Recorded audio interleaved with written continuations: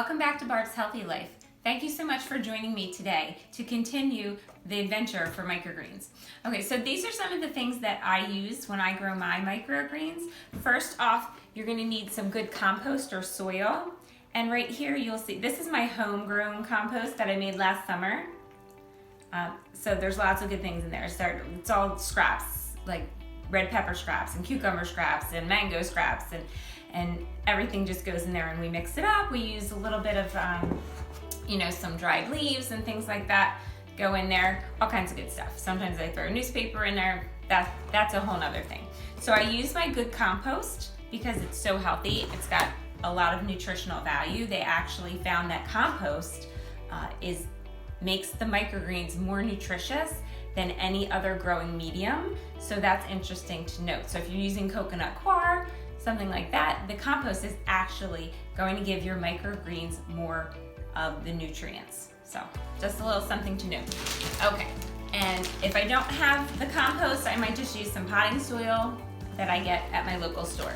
Okay. Something else you might want to use with your compost, actually, trowel to help mix things up. Sometimes you get clumps and things like that, so a trowel is nice to have.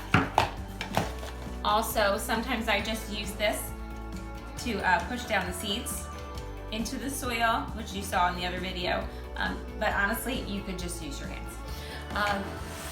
Another thing I like to use, you may have seen these in the video, these are my new garden gloves. I don't like getting dirt underneath my fingernails, so I just use garden gloves. Something else that you need to have, you actually really need this to grow your microgreens, are your seeds.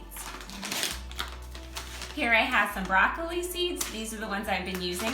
It's actually quite a big bag. I've been using it for quite some time and I still have more than half left. So these do go a long way. I also have some lettuce seeds. This was a lettuce blend that I started out with. I actually started with these. They were very easy to grow. So then I thought I'd go to the broccoli microgreens because they actually have more nutrition. And I was looking to ramp up my nutrition. Something else that you'll need if you have a table by the window and it's summer or spring, fall, you have nice summer days, maybe you have a south-facing window, that's good. But if you don't have the window, then I recommend using a grow light. This is the one that I have. It was a gift from one of my children, and it really works nicely. And because I don't have a ton of microgreens, this would work for definitely a full-size tray. Let me show you what the trays look like. Another thing you really need are the trays. All right, so here is a full-size 10 by 20 tray. And I did start growing my microgreens with the 10 by 20 tray, and as you saw in the last video, you put the water in, you put another tray on top to bottom water, and then you put a third tray on top to keep the light out in the first 3 days.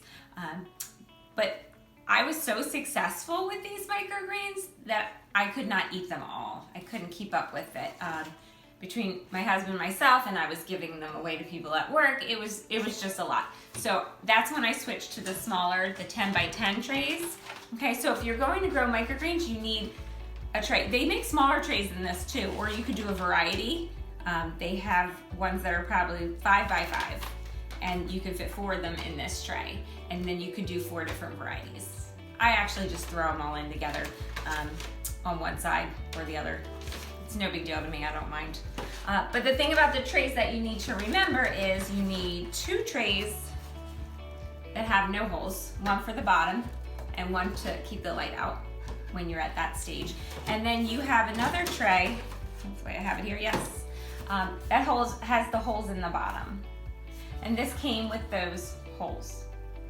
Okay, and that allows the roots to go down into the water in this tray to bottom water. My large trays didn't come with that. I actually just took a drill, drilled some holes in the bottom, big bam boom, you're ready to go. All right, so we have our trays. And anything else we might need? Oh, maybe you want a watering can to help you with the watering.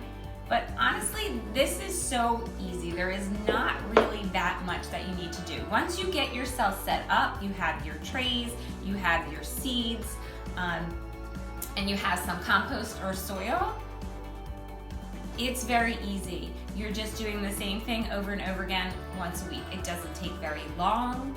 I'd say 10 minutes maybe. I mean, if you're just starting, it might take a little bit longer, but you've seen my video.